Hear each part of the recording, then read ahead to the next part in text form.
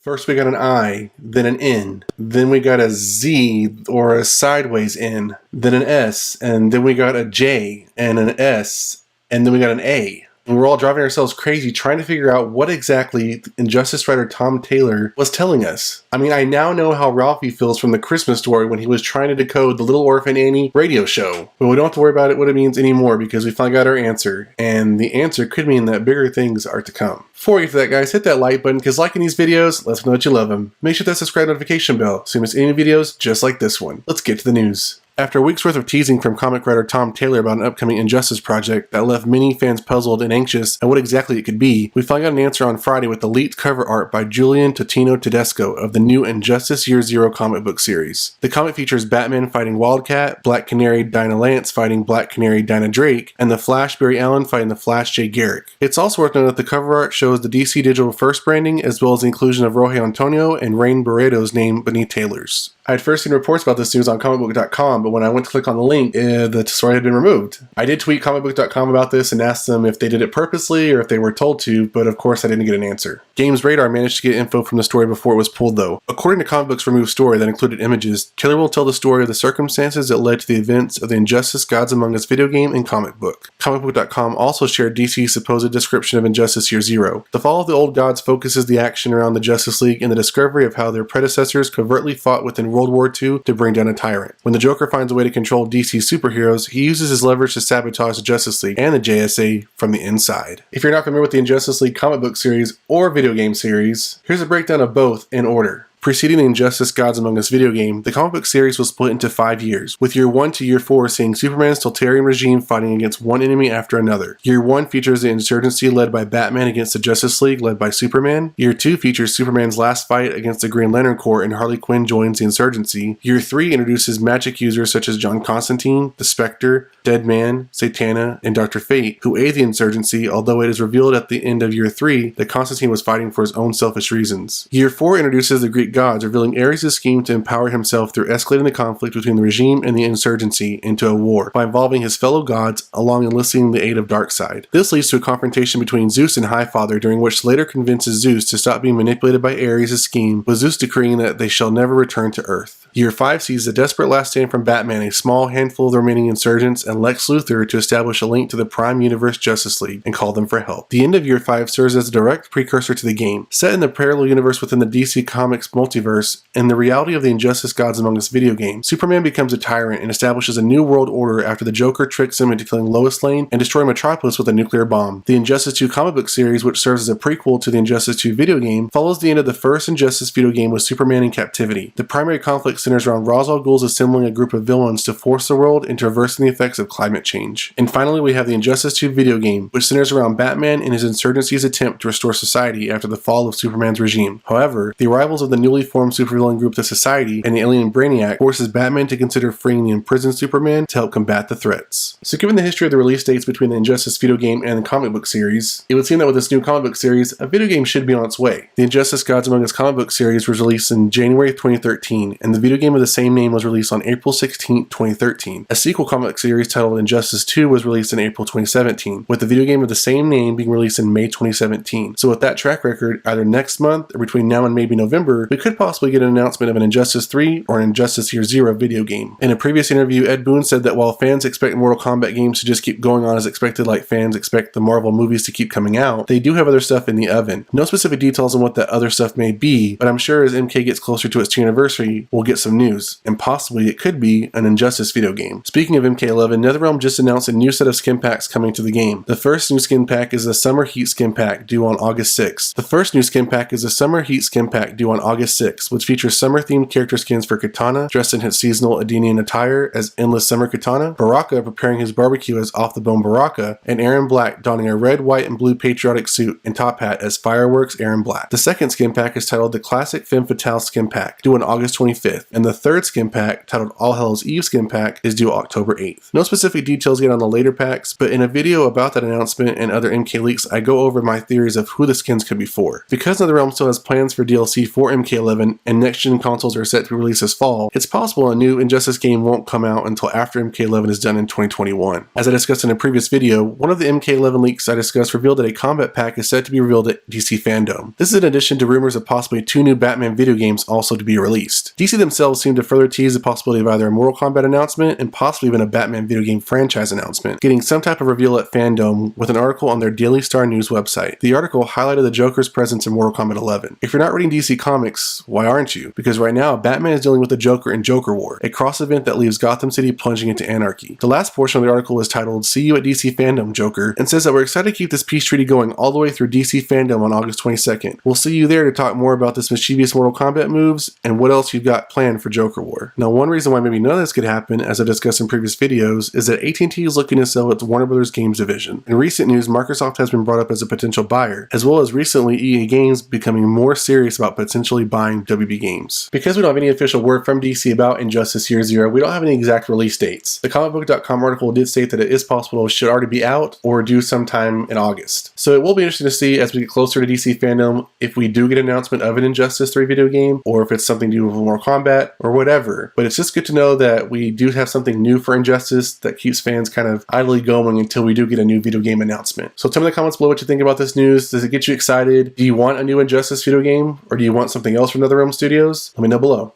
And that's it for this video, guys. If you enjoyed it, hit that like button. If you want to see more videos just like this one, hit that subscribe notification bell. And I'll see you guys next time on The Mashup.